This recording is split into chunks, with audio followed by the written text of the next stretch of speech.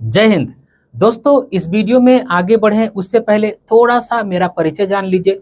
मेरा नाम है अनवर अंसारी और मैं एमपी के द्वारा यानी कि association of mutual fund in India के द्वारा पूरी तरह से रजिस्टर्ड म्यूचुअल फंड का एडवाइजर डिस्ट्रीब्यूटर हूं और मुझे म्यूचुअल फंड इंडस्ट्री में लगभग 15 साल का अनुभव है। और इस दौरान मैंने अनगिनत म्यूचुअल फंड की पोर्टफोलियो रिव्यू की है। लेकिन बड़े अफसोस के साथ मुझे ये कहना पड़ रहा है कि इस दौरान जितने भी पोर्टफोलियो मेरे पास रिव्यू करने के लिए आए हैं उनमें से 95% म्यूचुअल फंड की पोर्टफोलियो को गलत ढंग से डिजाइन किया गया है। अब सवाल आता है कि ऐसा क्यों? तो इसके पीछे मुझे एक ही कारण लगता है कि आपको एक भ्रामक कैलकुलेशन वाली वीडियो दिखाई गई है, जिस वीडियो के अंदर में आपको ये बताया गया है कि अगर आप एडवाइजर के माध्यम से या फिर रेगुलर म्यूचुअल फंड में इन्वेस्ट करते हैं तो आपका सारा पैसा डिस्ट्रीब्यूटर ले जाएगा, आपके पास कुछ भी नहीं बचेगा। इस चक्कर में ऐसे लोग भी जो म्यूचुअल फंड के बारे में ज़्यादा जानते समझते नहीं है, वो भी डायरेक्ट म्यूचुअल फंड में इन्वेस्ट करने लगते हैं। और होता यह है कि वो एक गलत म्यूचुअल फंड की पोर्टफोलियो डिजाइन करते हैं। और अगर आप एक गलत म्यूचुअल फंड की पोर्टफोलियो डिजाइन करते हैं तो यहाँ पे दो चीजें हो सकती है। एक तो ये कि आपको नुकसान हो सकता है और दूसरा आपको जितना रिटर्न आपके इन्वेस्टमेंट पे मिलना चाहिए था शायद उतना रिटर्न आपको ना मिले। तो ये कौन डिसाइड करेगा कि आपको कैसे और कौन से म्यूचुअल फंड में इन्वेस्ट करना चाहिए?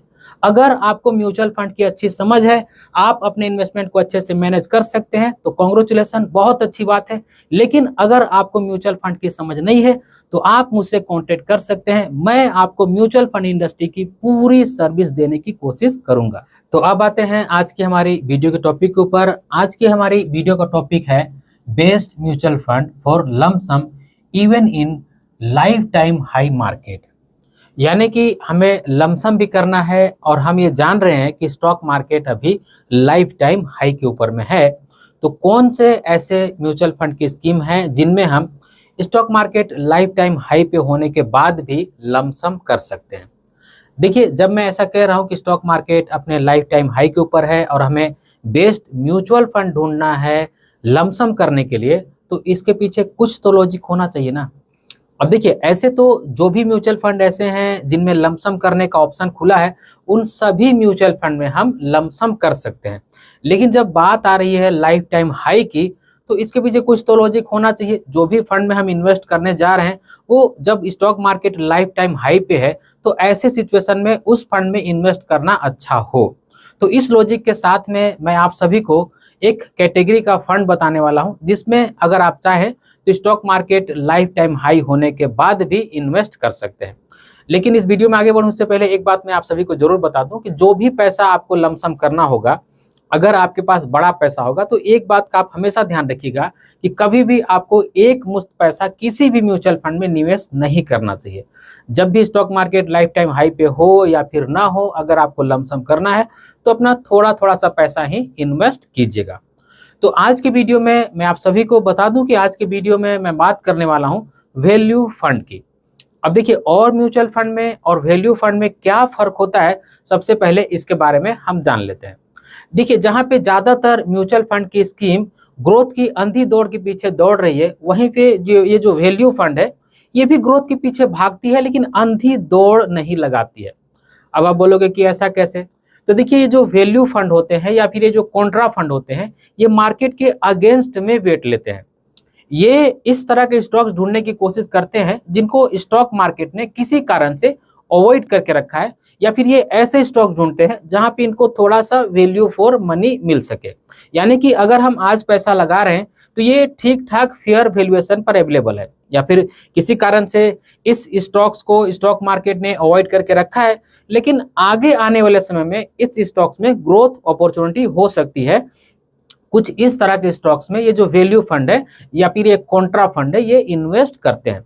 तो इनकी इन्वेस्ट करने की कुल मिला के स्ट्रेटजी ऐसी होती है, तो ये सीधे ही ग्रोथ के पीछे नहीं भागते हैं जैसा कि हम और म्यूचुअल फंड में देखते हैं। ये थोड़ा सा वैल्यू भी ढूंढते हैं कि भाई हम जहाँ पे पैसा इन्वेस्ट करने वाले हैं उसमें थोड़ा सा वैल्यू भी हमें मिल जाए। जो स्टॉक्स हम परचेज कर रहे हैं अपने म्यूचुअल फंड की स्कीम के लिए, वो थोड़ा सा चीपर प्राइस में हमें मिल जाए। तो कुछ इस तरह के स्टॉक्स को मिला करके ये जो वैल्यू फंड है या फिर ये जो कॉन्ट्रा फंड है वो इन्वेस्ट करते हैं। अब एक बात के लिए और भी आप कंफ्यूज मत होइएगा, ये जो मैं वैल्यू फंड कह रहा हूँ या फिर ये जो कॉन्ट्रा फंड कह रहा हूँ, ये दोनों एक ही कैटेगरी के फंड है। इन दोनों के नाम अलग अलग हैं, वैल्यू फंड कह लीजिए या फिर कॉन्ट्रा फंड कह लीजिए, ये कैटेगरी वाइज एक ही है। अब इस बात का पता आपको ऐसे चलेगा कि आप किसी भी एएमसी में अगर ढूंढ रहे हैं वैल्यू फंड या फिर कॉन्ट्रा फंड, तो ऐसा कभी भी नहीं होगा कि एक एएमसी, एक जो म्यूचुअल फंड हाउस होती है, उसके अंदर में आपको वैल्यू फंड भी मिल जाए और कॉन्ट्रा फंड भी मिल जाए।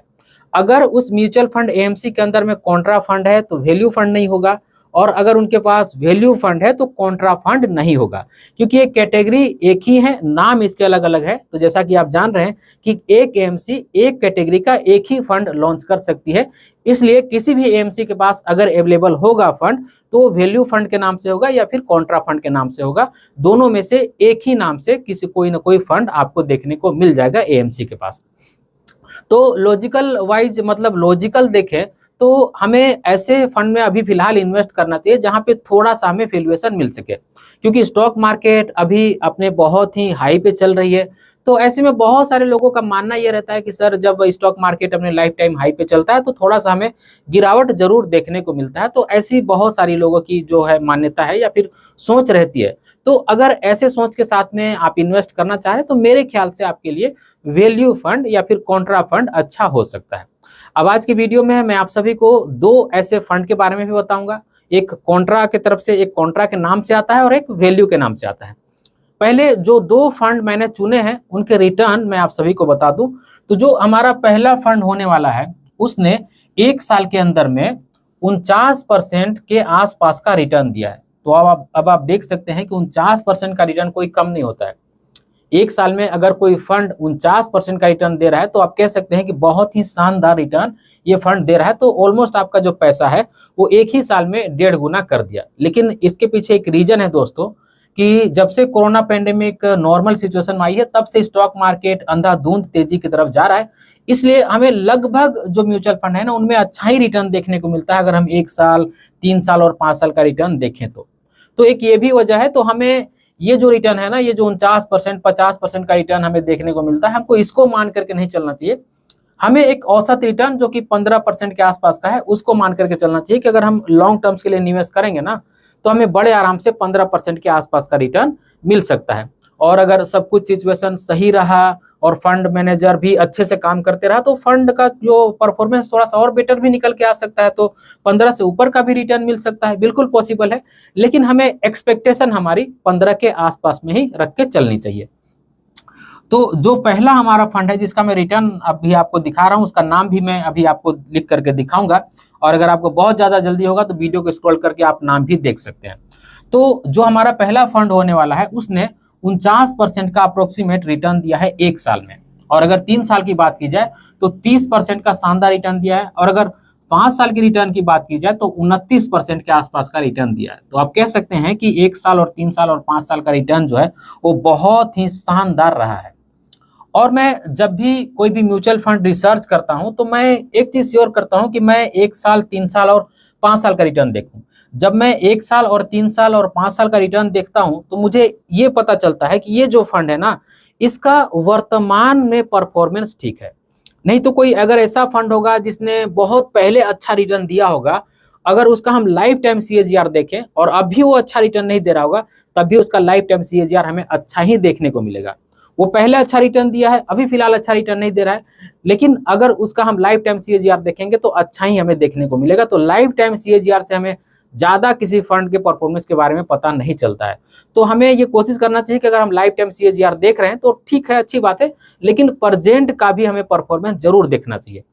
तो प्रेजेंट का अगर परफॉर्मेंस देखें, यानी कि कुछ पहले का परफॉर्मेंस देखें जो फिलहाल का है, जैसे कि 1 साल, 3 साल, 5 साल, तो आप देख सकते हैं कि बहुत ही शानदार इस फंड का परफॉर्मेंस रहा है। और हमारा जो दूसरा फंड है इसका भी परफॉर्मेंस देख सकते हैं, अगेन बहुत ही शानदार है। ये जो फंड है 1 साल में लगभग 44% के आसपास का रिटर्न दिया है। तो कह सकते हैं कि ऑलमोस्ट यहाँ पे भी पैसा हमारा 1.5 गुना के आसपास ही हो गया। और अगर बात की जाए 3 साल की तो 27% का शानदार रिटर्न दिया है, और वहीं पे अगर बात की जाए 5 साल की तो लगभग 24% के आसपास का शानदार रिटर्न दिया है।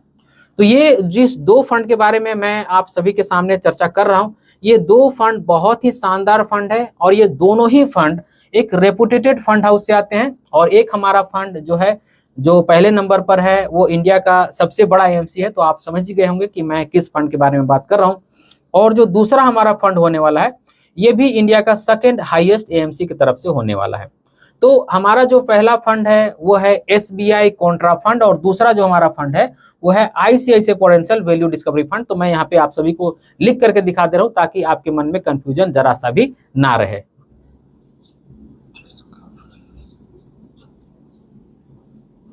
तो ये दो फंड हैं जिनमें अगर आप चाहें तो इन्वेस्ट कर सकते हैं। मुझे वैल्यू कैटेगरी की या फिर कॉन्ट्रा कैटेगरी के ये दो फंड पसंद आते हैं। अगर आपको इन्वेस्ट करना होगा तो मैं बोलूँगा कि एक बार अपनी रिसर्च आप जरूर कर लीजिएगा। तो मुझे ऐसा लगता है कि जैसा कि अभी लाइफ टाइम हाई पे स्टॉक मार्केट है और अगर हम किसी कैटेगरी के फंड में इन्वेस्ट करने की सोच रहे हैं तो मेरे ख्याल से ये फंड थोड़ा सा बेटर साबित हो सकता है हमारे लिए। तो आज की वीडियो में यही वो जानकारी थी जिसको मैंने आप सभी के सामने पेश किया। उम्मीद करता हूं कि आज की वीडियो आप सभी को अच्छी लगी होगी।